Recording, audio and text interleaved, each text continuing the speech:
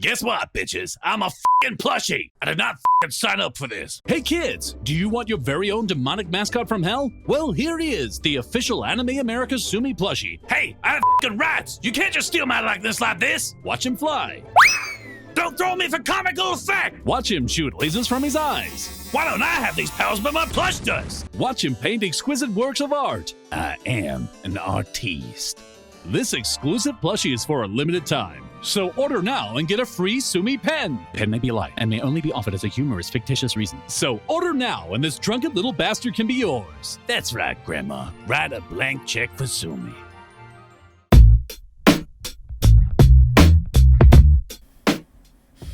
Anyone remember Shimonetta? It actually feels like that now.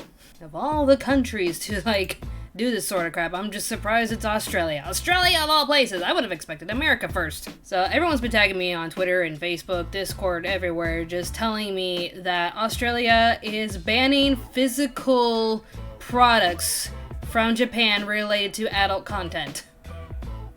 Why? And they got this news from J-List. J-List is mostly a store that sells all sorts of products, like every kind of product from Japan.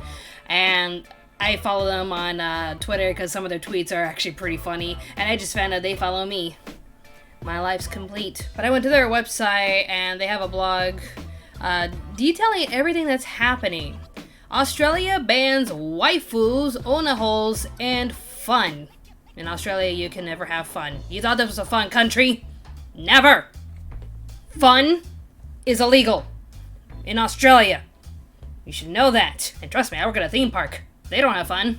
They just sit there with frowns on their faces, just going, wee, on all the rides. Fun is illegal. Australian fans, we have some bad news for you if you love hentai and great adult products from J-List. Australia's customs rules have made the news time and again, like when actor Johnny Depp was told to remove his dogs from the country or they be put down. Now Australia is killing off any chance of waifus entering the country because we've had to stop shipping there. I may need to hide my body pillows. DHL Japan called us last week informing us that Australian customs have started rejecting packages containing any adult product. They then advised us to stop sending adult products to the country. Following that, current Australian orders with adult items in them were returned to us this week. Adult items from J-List include onaholes, hentai manga, doujinshi, cast-off figurines, JAV DVDs, and any product marked with a +18 symbol on the product's thumbnail, as seen on the right. Looks like it's a ReZero doujinshi 18 and plus. Well, now I want to read it. Unfortunately, using the Onahole box removal service will not help a product slip through customs. It's not what it's for. According to Australian Customs official website, publications, films, computer games, and any other goods that describe, depict, express, or otherwise deal with matters of sex in which a way that they offend against the standards of morality, decency, and propriety generally accepted by reasonable adults are not allowed. Lord help me! Make of that what you will, but the best way to avoid getting anyone's hopes up of receiving something new, shiny, and for adults only is to cease shipping adult products to Australia. We're incredibly sorry about this. Fortunately, we can still ship anything else that is an adult product to Oz, so maybe they haven't banned all fun just yet. Give them time. Give them time. Don't tempt them. And apparently there's a custom ban on here, oi. Yeah, penalties for possessing or selling child pornography, up to 10 years imprisonment. Other illegal pornography, lose your goods on the spot, fine, prosecution, and large financial penalties may apply. It makes me wonder if when conventions come back, if they're gonna have the morality police just raid the artist alley and just take down most of their products. I'm not saying they all are making explicit child porn at the artist alley, but they just see a cute character as a fan art, they'll be like, that could be promoting child porn, shut it down, here's a $1,000 fine. I don't know how much they charge, but it's ridiculous. I'm just gonna link their blog down below if you want to read it yourself, but oi. Honestly, this is a huge waste of time, a huge waste of effort, an invasion of privacy. they just really don't get why people are into this kind of stuff, and they think it'll lead to dangerous acts, and that's why they feel the need to pry into your business, pry into the lives of these people, and say, you cannot do this because we think you're sick in the head. So they're gonna remove the product and just think they solved everyone's problems. They saved the world from child pornography because they banned these adult products. When has this ever worked? Ever. Ever. Next thing you know, like, they're gonna, like, go to porn websites and say, like, oh, you can't have hentai on here or whatsoever. Banned. That's why you should get a VPN, ladies and gentlemen. And honestly, is it really gonna stop there? Are they gonna tell cosplayers what they can and cannot dress up as? Are they gonna tell artists what they can and cannot draw? Like, I hear stories of artists who would draw explicit adult content from popular cartoon series that weren't necessarily children. They're not children characters.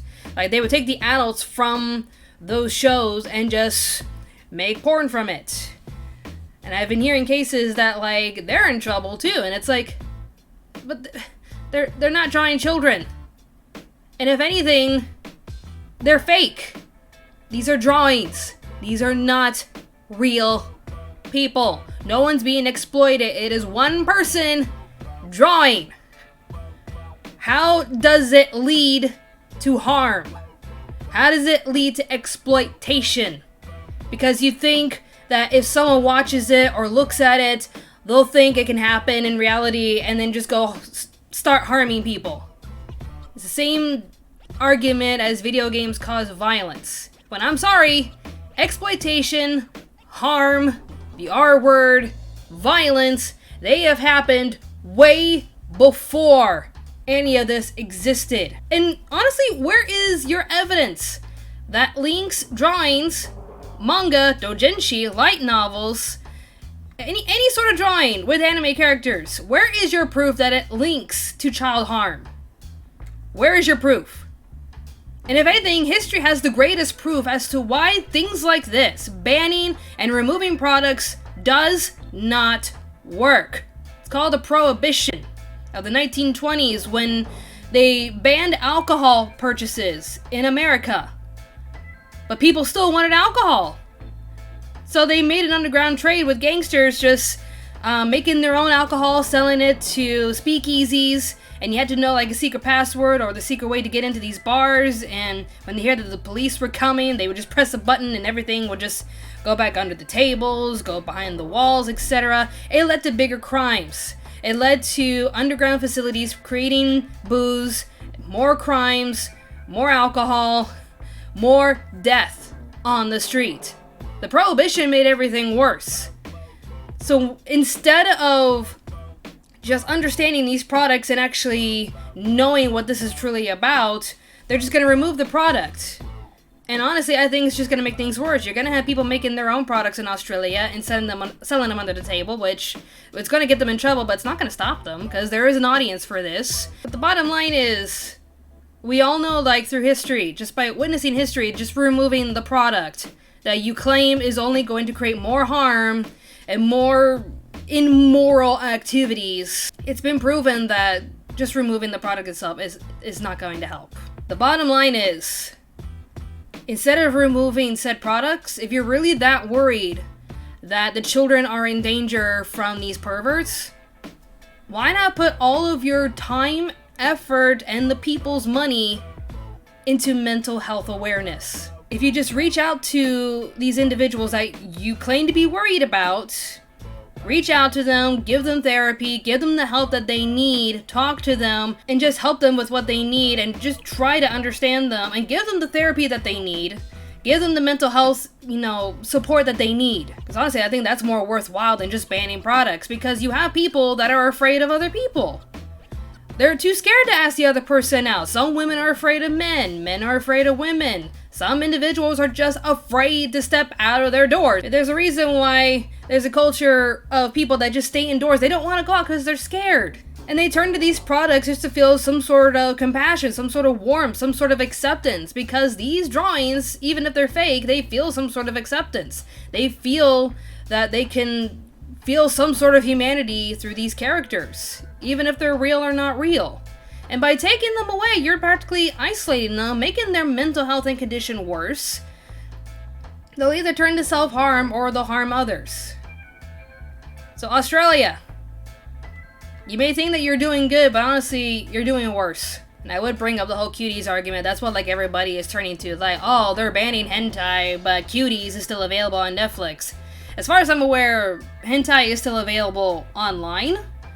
But if it does get to that, where Australia just goes to like RedTube and Pornhub and just bans hentai from being seen in Australia, but cuties is still on Netflix, I have no words. Like, you literally are getting rid of cartoons, but not real, live children twerking on camera. That is when I'm just gonna be like, oi, what are you doing? It just sounds like you want a freaking medal for trying. You want like a little sticker that said, well, at least you tried. You tried to take down pedophilia. Here's a golden badge that says you tried. Because you can't take down Netflix or cuties, but you can take away our cartoons. I have a headache. And honestly, this is just going to open a can of worms. Because if they're going to ban products like adult content from being sold from Japan to Australia, again, what's to stop them from censoring artists, cosplayers? What's to stop them from going online and blocking all these websites, going to all of these stores? They're gonna like probably go to the city and start like banning sex shops. This is Shimonetta, because this is just gonna open up a can of worms. This is gonna open up a path that we don't want. You may think you're doing good, but it's only going to lead them to do more. I'm reminded of that movie, The Best Little Whorehouse in Texas, a musical based on a true story starring Dolly Parton, where she ran a place called the Hen House. It was basically a prostitution brothel. It was clean, it was safe, each of the girls got checked out by their doctors. It was just a nice little wholesome place for consenting adults just to have a good time. And their main rule was mind your manners, no drinking allowed, they got a nice quiet crowd, plain as it can be, and yes, that's a lyric from their first song. But then the church got involved. They found out about the hen house, they pressured the governor to ban prostitution in the whole state of Texas. They got away with it. These girls are jobless. And honestly, this whole situation just reminds me of this gentleman's quote. Chicken ranch? I think it's a good idea. So you take a lot of young boys and they're going to be out there looking for women. If they can't find them, they'll and if they don't do that, they'll run to other women and get diseases. Those girls went to doctors. I mean, seriously. History has proven time and time again, removing the product instead of punishing the people, instead of punishing the criminals, never works. Because you're just basically saying these criminals are only created because of these products, when, no. These kinds of crimes were happening way before these products were ever created. So instead of addressing the mental health issues, you're removing the product, making it worse. And again, you have no evidence to back up the fact, the so-called fact that you're making out, that hentai, doujinshis, anime in general leads to pedophilia. You have no evidence, you have no proof. I'd be delighted to see that proof, but just like with how senators think video games cause violence, you have no proof. So let me know what you think of this messy situation with Australia and the fun morality police just making things less fun. I mean, times are tough as it is, the economy sucks, we're in a pandemic, let us hold on to something and have a little fun. But no, apparently these senators know what is and isn't okay, and they're going to pass judgment on you. Welcome to Australia! Ugh, they just take that quote from The Simpsons and just add in Australia. What happened, Australia? You used to be cool. Coming up next, I did script out my top 10 list of top 10 scariest waifus and husbandos. It's just with all the stuff that's been happening in my real life that I had no time to edit it, but it will be next. It's gonna be a late Halloween video, but it will be next. As for the Higurashi video, I made an announcement on Twitter and also on my YouTube page that because the new Higurashi is out, I might as well just do an old versus new of it. So I will watch both. I'll make an old versus new of it, so stay tuned to that. And again, you only have a few days left to purchase the Tsumi Plushie.